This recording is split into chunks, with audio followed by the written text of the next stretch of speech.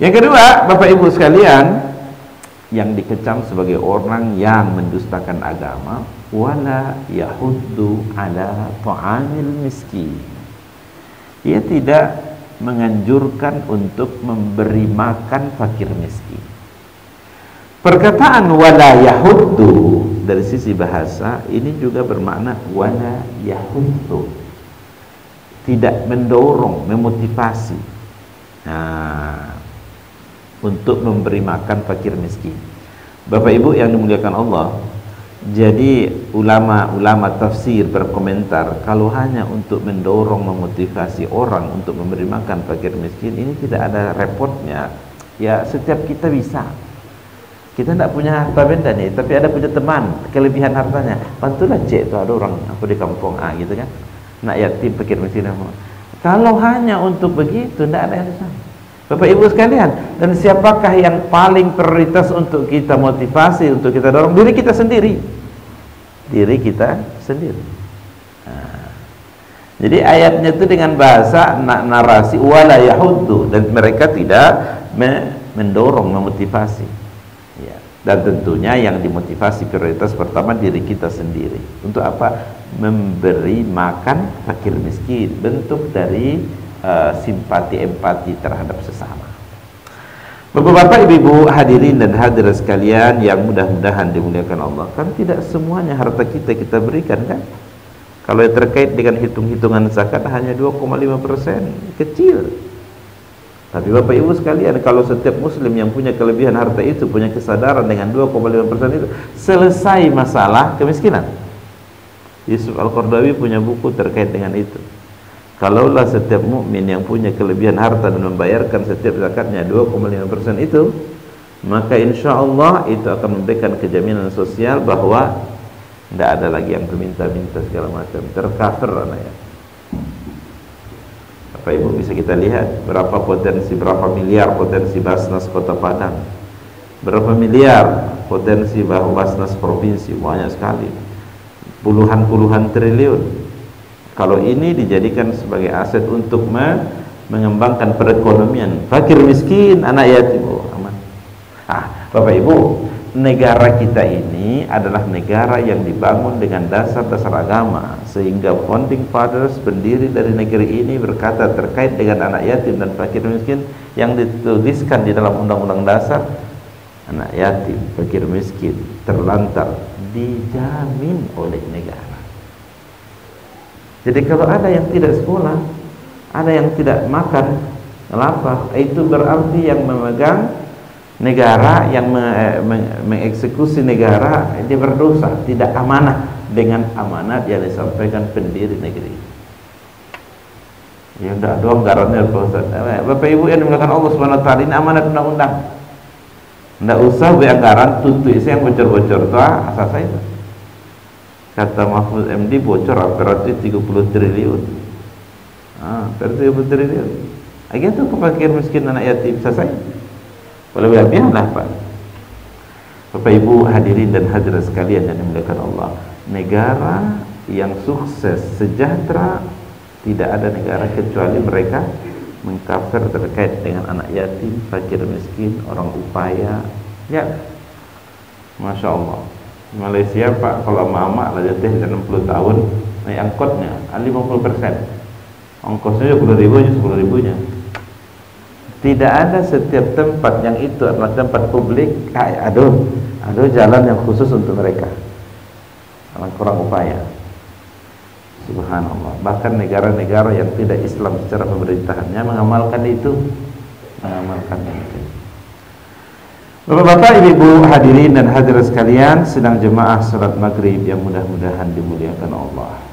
Dua telah kita jelaskan tentang orang yang mendustakan agama itu, yang menghardi anak yatim. Yang kedua, tidak menganjurkan untuk memberi makan fakir miskin. Yang ketiga, fawailul lil musallin alladzina hum an salatihim sahun. Neraka wail bagi mereka yang salatnya lalai. Apa poinnya? Yang ketiga, orang yang mendustakan agama itu adalah mereka yang salatnya lalai. Itu yang ketiga. Tetapi Allah Subhanahu wa taala menarasikan terkait dengan salat lalai ini, menyebutkan pada ayat yang keempat mukaddimahnya, fawailun lil musallin alladzina hum an salatihim sahun. Perkataan fawailun, wail, ada dua makna tafsir. Yang pertama, itu dimaknai bahwa kata wailun atau wail nama salah satu lembah di neraka. Ada lembah neraka Lawah, ada lembah neraka Hutamah, ada lembah neraka Jahannam, Jahim, ada lembah neraka bernama ini dia, wail. Sehingga ketika kita berjumpa dengan ayat ini, fawailul lil musallin alladzina hum an salatihim sahun, maka dapat kita maknai neraka wail, satu lembah neraka namanya neraka wail bagi mereka yang salatnya lalai, gitu kan. Ada pendapat yang kedua dari segi bahasa, perkataan wailun atau wail itu bermakna celaka atau kecelakaan. Kalau di jalan raya itu terjadi kecelakaan, anan terjadi, matu setiap waktu cari tu, emergency, cepat panggil ambulan. Kok ada orang yang melalaikan solatnya, itu seolah-olah baru saja terjadi kecelakaan, emergency, bahaya. Terkadang di antara orang tua payah nak jaga subuhnya Pak Ustaz. Rasa-rasa kabar baisi MBI itu mandiannya pagi itu. Bapak Ibu, bagaimana kira-kira kalau di rumah kita terjadi kebakaran besar? Dari kata lo jelas lo itu terjadi kecelakaan besar. Saya tahu jelas lo itu. Kira-kira begitu. Bagaimana kalau seandainya di rumah kita terjadi kebakaran? Tidak salah lo lah. Orang heboh untuk memanggil pemadam kebakaran. Maka oleh karena itu Allah mengecam yang melalaikan salat itu dengan mengatakan fawailun lil musallin alladzina hum an salatihim sahun, celaka atau kecelakaan bagi mereka yang salatnya lalai. Bapak Ibu hadirin dan hadirat sekalian yang dimuliakan Allah, itulah sebabnya Imam Al-Ghazali berkata, sesuatu yang paling ringan itu meninggalkan salat. Mbak Alo yang paling ringan meninggalkan sembahyang. Imam Al-Ghazali berkata begini, bersyukurlah kepada Allah kalau salat-salat kita sudah rapi. InsyaAllah satu semester terakhir tidak pernah bolong, tidak pernah tinggal. Itu karunia besar yang Allah titipkan pada kita. Alhamdulillah Pak Ustaz, sebulan terakhir aman, tidak ada tinggal-tinggal. Itu Pak nikmat besar, anugerah Allah. Tingkatkan lagi di masjidnya, di awal waktunya, ya, mengerti bacaannya, itu tingkatkan kualitas. Tapi kan Bapak Ibu sekalian, betapa banyak saudara-saudara kita di kantor misalnya, gara-gara deadline, karajo, santalai, lewat, sawantaka santalai, lewat salat zuhur, lewat salat asar. Waktu pertama tinggal memang merasa rugi, ibu atau mungkin gitu. Yang kedua juga masih muda itu. Tapi kalau terbiasa Pak, hari itu 3 bolong, besok 2 bolong, sebelumnya 3. Dengan enteng, dengan ringan ia meninggalkan sholatnya. Boleh tidak? Itulah sebabnya kenapa Imam Al-Ghazali mengatakan bahwa sesuatu yang paling ringan itu meninggalkan sholat. Bapak Ibu yang dimuliakan Allah, bukankah baginda Nabi menyebutkan di dalam banyak sekali riwayat bahwa inna dina as-salatu imaduddin, salat itu tiang agama. Tiang. Kalau nak bertiang apa caranya? Itu tibuangin roboh saya. Salat itu tiangnya. Kata baginda Nabi Muhammad, yang mendirikan salatnya seolah-olah dia mendirikan bangunan agamanya. Meninggalkan sembahyangnya seolah-olah dia merobohkan, meruntuhkan bangunan agama. Bukankah baginda Nabi Muhammad dalam riwayatnya mengatakan bahwa amal pertama yang akan diaudit nanti di akhir adalah salat kita. Bahkan kecenderungannya bila baik salatnya, insya Allah yang lain-lain juga ikut baik. Nah, jadi Bapak Ibu sekalian, cukuplah dikatakan orang itu mendustakan agama kalau dia adalah tidak peduli dengan salatnya, sering lalai. Kira-kira begitu. Bapak Ibu hadirin dan hadirat sekalian yang mudah-mudahan dimuliakan Allah. Yang keempat, orang yang mendustakan agama itu adalah alladzina hum yurauna, orang-orang yang riya. Riya. Secara umum definisi riya adalah melakukan satu amal, melakukan ibadah karena orang lain. Sementara itu Bapak Ibu, kita beribadah ini ada dua syaratnya supaya ibadah kita diterima. Kalau dua syarat ini tidak lengkap, oh tertolak, tidak menjadi pahala. Dua syarat itu, yang pertama adalah amal ibadah yang kita lakukan cocok pas sesuai dengan apa yang diarahkan Allah dan Rasulnya, tidak lebih tidak kurang. Yang kedua, amal ibadah itu harus dikerjakan dengan penuh keikhlasan karena Allah Subhanahu wa taala. Ini sembahyang subuh 5 rakaatnya sembahyang subuh Pak. Ikhlasnya tidak tanggung, khusyuknya hebat, dijamin tidak diterima. Karena Nabi dari dulu kini sampai besok-besok sembahyang subuh itu duanya. Ikunya kakai daripada senam-senam pagi itu usah lupa banyak sih gua. Agak 10 rakaat itu tidak bisa, tidak cocok, tidak diterima. Atau dia solatnya 2 rakaat cocok, rukun, syarat, tumaknina, mantap. Tapi sembahyang subuhnya itu dia ada mintunya sedang di rumah. Oh, Allah khusyuknya tampun. Tapi bukan karena Allah SWT, karena mintu. Tidak diterima depan. Lain 2 rakaat ya. Oh, lain rukun, syarat, tumaknina, mantap, tidak diterima karena masalah pada keikhlasan. Oleh karena itu Allah Subhanahu wa taala berfirman di dalam Al-Qur'an, "Wa ma umiru illa liya'budullaha mukhlishina lahuddin." Kalian tidak diperintahkan dalam ibadah beramal kecuali ikhlas saja. Harus ikhlas. Oleh karena itu Imam Al-Ghazali juga berkata, sesuatu yang paling kecil aluhnya tipih terselinap dalam hati seseorang dan ada orang lain mengetahuinya, riya. Bahaya Pak, Bu, bahaya. Bagaimanakah bahaya riya itu? Oh, ia akan mampu menghancurkan, menghabiskan amal-amal kesolehan, kebaikan yang pernah Bapak Ibu lakukan. Seperti api Pak, nyemakan kayu-kayu bakar, abi yang tersisa abu-abunya saya. Amal ibadah yang kita lakukan habis seketika gara-gara riya. Bahaya. Bapak Ibu yang dimuliakan Allah, mayoritas di antara kita memahami riya itu melakukan amal kan? Nya beramal tapi bukan karena Allah, karena orang lain. Tapi ada satu ulama yang menambahkan makna definisi dari riya itu adalah Iz Abdus Salam nama ulamanya. Apa itu? Riya itu selain melakukan amal karena orang lain, hanya sebuah tapi tidak karena orang itu. Tapi ada pula ulama Is Abdus Salam berkata, riya itu juga adalah meninggalkan suatu amal karena orang lain, itu juga termasuk riya. Contoh, apa tu biasa sembahyang rawatib qobliyah ba'diyah pola tarawihnya kerajaan. Itu tidak ada lagi nilai. Tidak ada hanya sembahyang tak sembahyang rawatib qobliyah dah. Pak tak sembahyang Pak, kan masih ada waktu.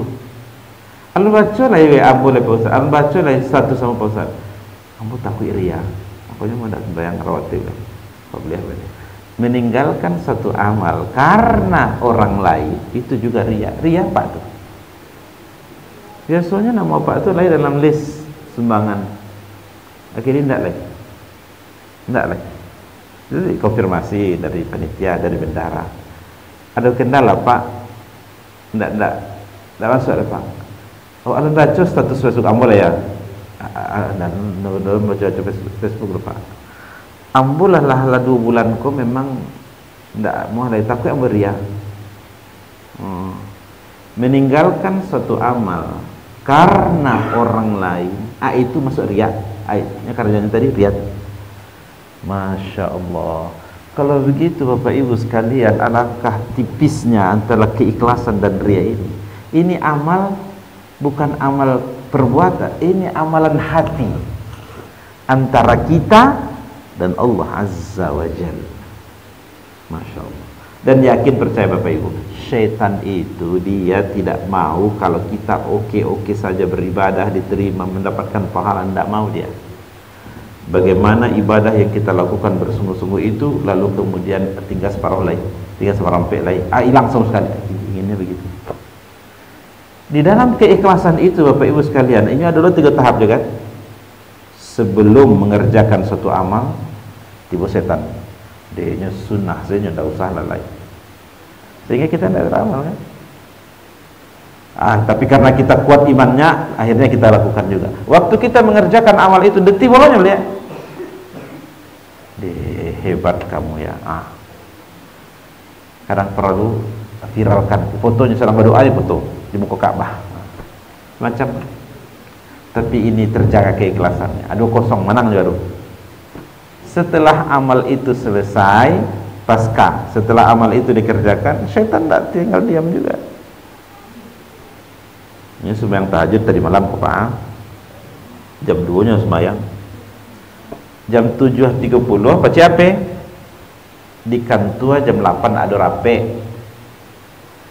itu dikirimlah ke grup, bapak-bapak, ibu-ibu peserta rape, ambo mohon maaf tak capek ambo tak jago tadi malam tahajud sehingga kini terlambat tiba teng terkirim. Seluruh anggota grup tahu kalau jago tercapek malam tadi.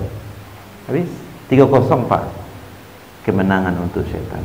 Begitu pandainya syaitan mengoperasi kita sehingga keikhlasan tadi tak. Bapak Ibu, kadang ini bukan hanya 1-2 hari, seminggu 2 minggu, lah berpuluh-puluh tahun, lah terjago keikhlasannya lah sekian puluh tahun. Habis waktu muda-muda dulunya akrab saja Pak tuh, merantau ke Jakarta. Tiba 20 tahun kemudian clash. Akhir siapa yang pertama? Kalau ndak jambu dulu entah jadi apanya kini. Segala sesuatu yang pernah dilakukannya habis keikhlasan terganggu. Oleh karena itu Bapak Ibu, menjaga keikhlasan itu sebelum melakukan amal, di waktu kita beramal, lebih baik setelah kita melakukan amal itu. Itu yang ketiga. Ya, lawan dari ikhlas itu riya, beramal karena Allah Subhanahu, bukan karena Allah SWT, tetapi karena orang lain. Bapak Ibu yang dimuliakan Allah, ternyata meninggalkan amal karena orang lain itu juga masuk dari bagian dari riya. Terakhir pembahasan kita adalah di antara orang yang mendustakan agama itu wa yamna'unal ma'un, enggan melakukan kebaikan. Atau ada juga ulama mengatakan menghalangi orang lain untuk melakukan kebaikan. Oranglah sebalik seluruh dunia untuk menolong, membantu saudara di Palestina. Ini tibonya dengan gagah perkasa, tidak perlu membantu orang Palestina. Tibonya itu kira Pak. Bukankah itu bagian dari mendustakan agama ini? Aduh. Oleh karena itu Bapak Ibu, namun memang demikian, setiap kebaikan yang kita lakukan pasti ada penantang-penantangnya. Tidak mulus-mulus saja Pak, namanya sejarah kesar hubungan. Kau jalan karena rako bertabur coba kan yang lama, bertabur dengan yang melezatkan itu kalau dunia. Tapi kalau akhirat banyak sih tentangan-tentangan. Nah inilah kajian kita Bapak Ibu sekalian, surah Al-Ma'un. Ada 5 dari ciri-ciri orang-orang yang mendustakan agama. Allah berfirman pada ayat yang lain, jika penduduk negeri mereka beriman, bertakwa kepada Allah sesuai cocok dengan apa yang diarahkan oleh Allah, Allah akan berikan keberkahan, keberkahan hidup di dunia, keberkahan nanti di akhirat, keberkahan dari langit, keberkahan dari bumi. Tetapi di ujung ayat itu Allah mengatakan walakin kadzabu, tapi mereka mendustakan akan Allah, mendustakan akan agama. Baca caranya lain, fa akhaznahum bima kanu yakzibun. Lalu kami, kata Allah, akan ambil tindakan dengan apa yang mereka dustakan itu. Oleh karena itu Bapak Ibu sekalian, bahkan di dunia pun dinampakkan oleh Allah tindakan Allah itu. Oh, di akhirat pasti, di akhirat pasti. Nah, mudah-mudahan kita mendapatkan pelajaran, pengajaran, hikmah-hikmah dan kebijaksanaan dari surah Al-Ma'un yang 4 tadi itu, wanti-wanti jangan sampai itu terjadi pada diri kita dalam mengarungi hidup dan kehidupan ini. Waktu juga yang membatasi kita Bapak Ibu, waktu Isya telah masuk barangkali. Semoga insyaallah memberikan manfaat kepada kita semua. Wabillahi taufiq wal hidayah. Assalamualaikum warahmatullahi wabarakatuh.